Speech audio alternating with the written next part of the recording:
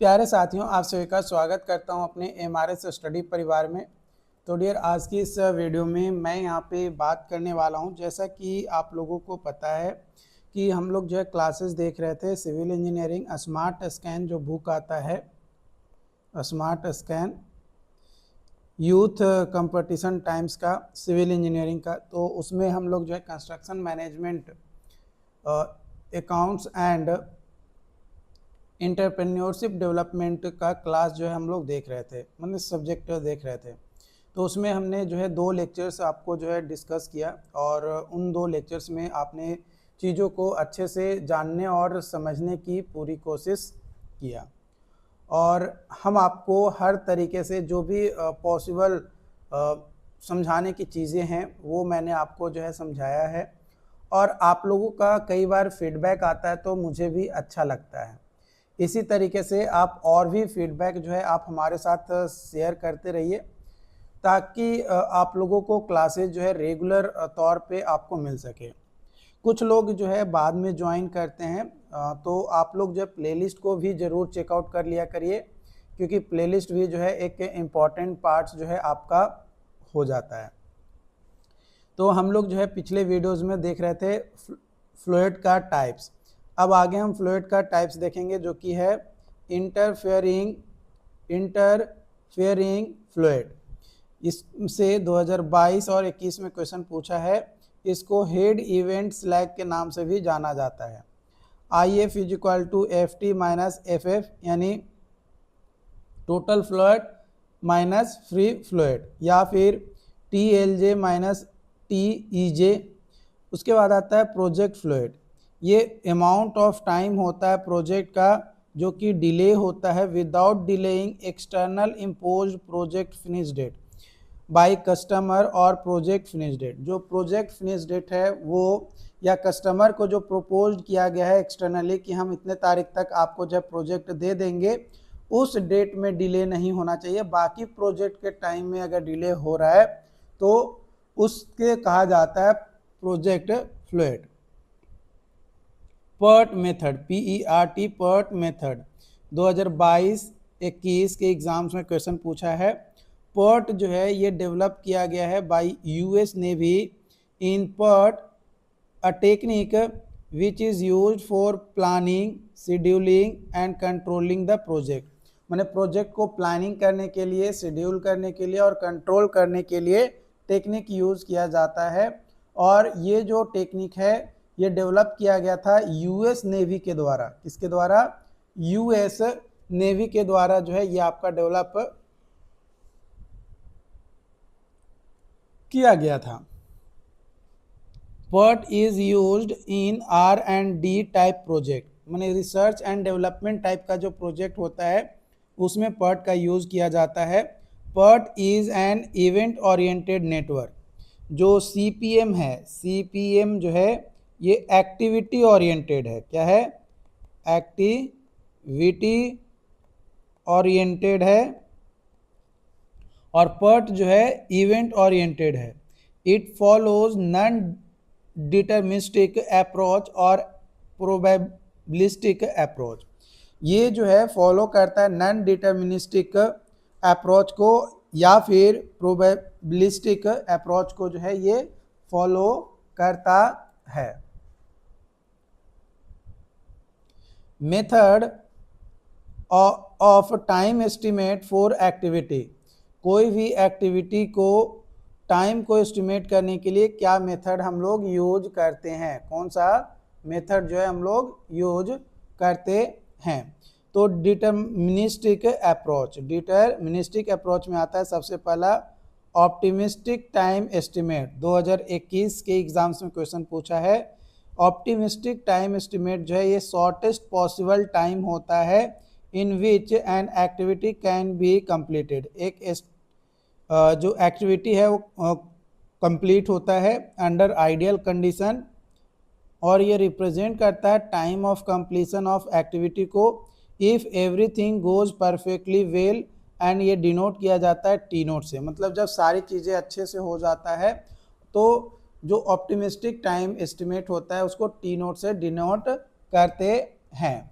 उसके बाद आता है पेसिमिस्टिक टाइम एस्टिमेट। 2021 में इससे क्वेश्चन पूछा है। ये लॉन्गेस्ट एस्टिमेट टाइम पीरियड होता है जिसके अंतर्गत टास्क जो है हमारा कंप्लीट होता है एंड यूज़ किया जाता है प्रोजेक्ट मैनेजमेंट एक्टिविटी में। ये इंक्लूड नहीं करता है possible effect of earthquake, flood और फायर्स। ये डिनोट किया जाता है टीपी से। उसके बाद आता है most likely time. Most likely time 2021 में इससे रिलेटेड क्वेश्चन जो है आपका पूछा गया है। It is the time in which activity is normally expected to complete under normal contingencies.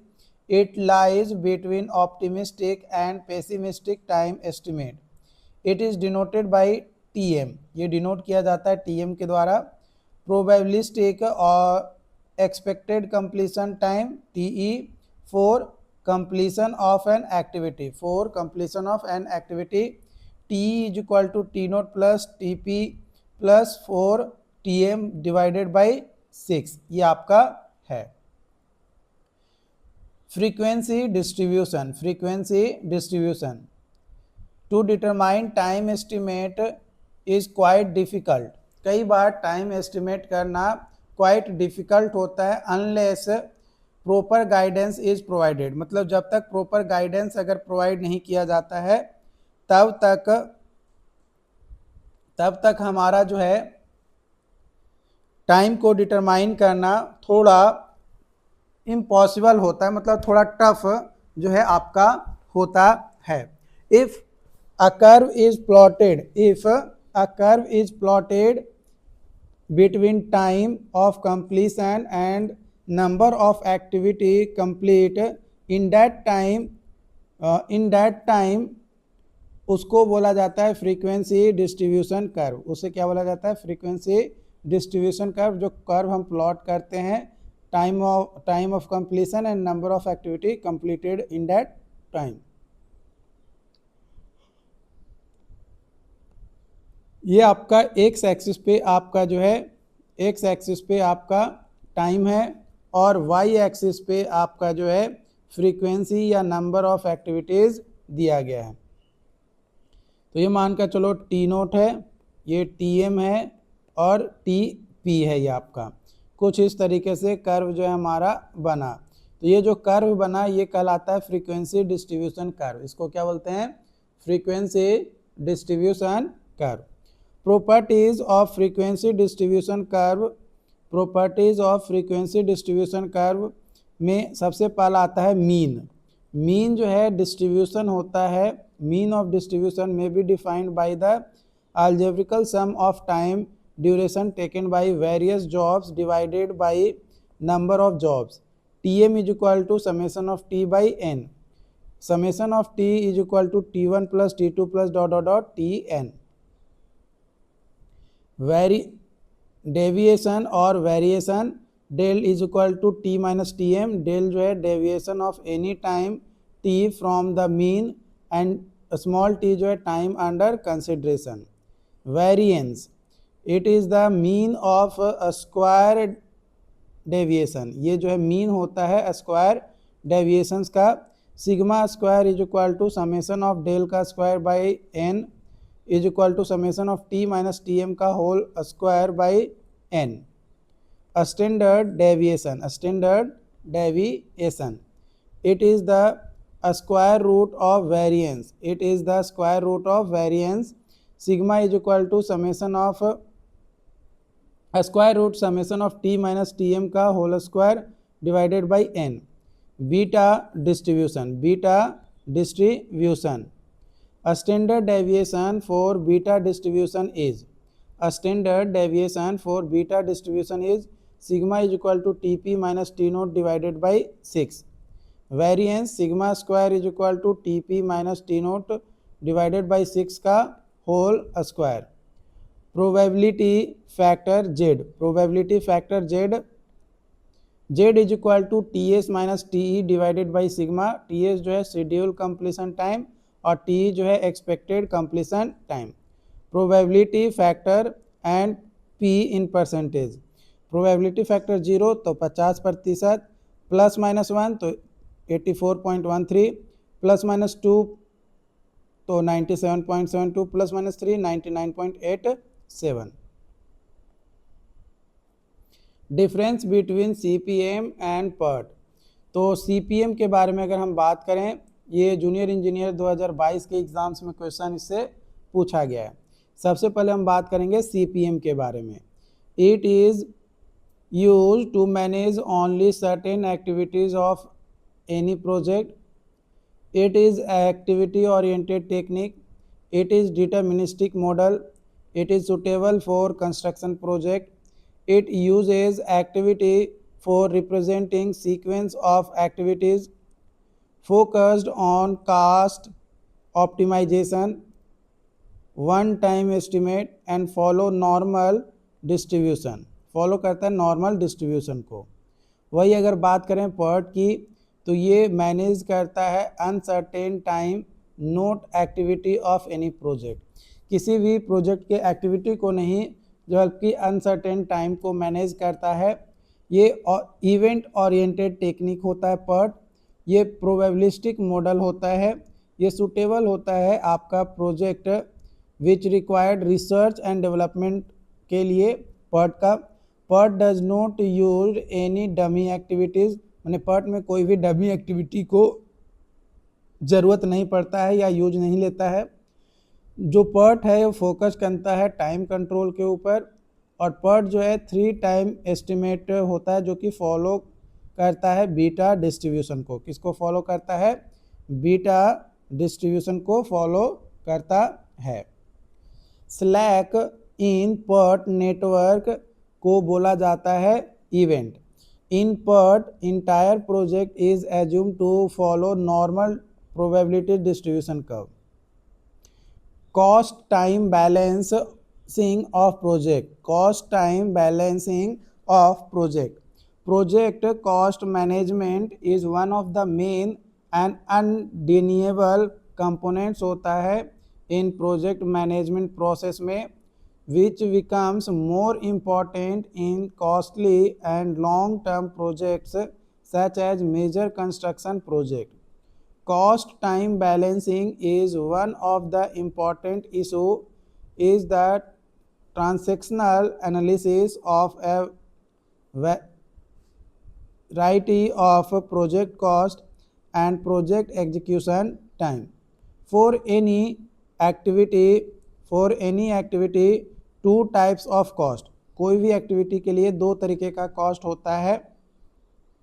पहला इनडायरेक्ट कॉस्ट और दूसरा डायरेक्ट कॉस्ट। पहला इनडायरेक्ट कॉस्ट और दूसरा direct cost. Indirect cost, it is the cost और expenses which can not be computed individually for an activity but can be found for the entire project. Example के तौर पे cost at inspection staff, workshop establishment और storage shed. Direct cost 2022 और 21 में question पूछा गया है। It is those expenses which are directly chargeable and can be identified by activities. Example cost of material, machinery और लेबर्स। डायरेक्ट कॉस्ट जो है decreases with increase in time. Direct cost जो है वो डिक्रीज होता है विद इंक्रीज इन टाइम। यहाँ पे एक्स एक्सिस पे हमारा जो है ये आपका है और ये आपका जो है वाई एक्सिस पे डायरेक्ट कॉस्ट को रिप्रेजेंट कर रहा है। एक्स एक्सिस पे टाइम रिप्रेजेंट किया गया है, ये आपका कर्व बन गया। Normal time Tn, it is time taken by the project without any delay in any activity of project. Normal time of the project does not contain crushing of any activities. Normal cost Cn, it is the direct cost and activity associated with normal time. Crash cost जो है ये cost होता है जो associated होता है with when project is completed. जब project जो है कंप्लीट होता है with crash time of project. Crash time TC जो है ये मिनिमम टाइम होता है जिसमें प्रोजेक्ट जो है कंप्लीट होता है by assigning extra resources, by assigning extra resources. Cost slope, cost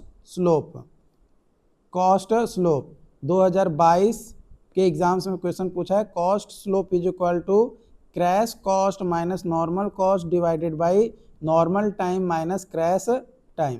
तो ये आपका एक ग्राफ दिया गया है यहाँ पे, एक्स एक्सिस और ये वाई एक्सिस। एक्स एक्सिस पे टाइम है, वाई एक्सिस पे जो है आपका डायरेक्ट कॉस्ट है। तो यहाँ पे एक कर्व यहाँ पे हमने बनाया, तो ये जो है नॉर्मल कॉस्ट है और नॉर्मल टाइम ए पे, मैंने नॉर्मल पॉइंट पे टाइम जो है ये हमारा नॉर्मल हो गया यहाँ पे। और यहाँ पे सी पॉइंट जो है ये हमारा क्रैश पॉइंट है, और यहाँ पे जो टाइम आ रहा है सी क्रैश टाइम हो गया, और उसके पैरेलली जो कॉस्ट है वो क्रैश कॉस्ट हो गया। और ये कर्व जो है हमारा बनता है कॉस्ट कर्व, उसको बोला जाता है कॉस्ट कर्व। लेकिन अप्रॉक्सीमेटली अगर हम इसको डॉटेड लाइन से जोड़ें तो वो लीनियर अप्रॉक्सीमेशन भी होता है। ऑप्टिमम कॉस्ट, ऑप्टिमम कॉस्ट जो है डिफाइन किया जाता है एज दैट कॉस्ट, वैसा cost which is lower as compared to that of normal project cost at optimum lower project duration। optimum project duration जो है टाइम जो कि corresponding होता है to minimum project cost के for completion of project। crashing, the process of reductions, जो process होता है reductions का of total project duration along critical path to obtain minimum cost, उसको बोला जाता है क्रैशिंग। क्रैश कॉस्ट जो है डायरेक्टली प्रोपोर्शनल नहीं होता है, क्रैश कॉस्ट जो है इनडायरेक्टली प्रोपोर्शनल होता है क्रैश टाइम के। तो आई होप कि यहाँ पे जो भी टॉपिक्स मैंने आपको समझाया वो आपको कम्प्लीटली समझ में आया हो। अगर चैनल को आपने सब्सक्राइब नहीं किया है तो चैनल को सब्सक्राइब कर लीजिए ताकि इसी तरीके का और भी वीडियो का अपडेट आप लोगों को मिलता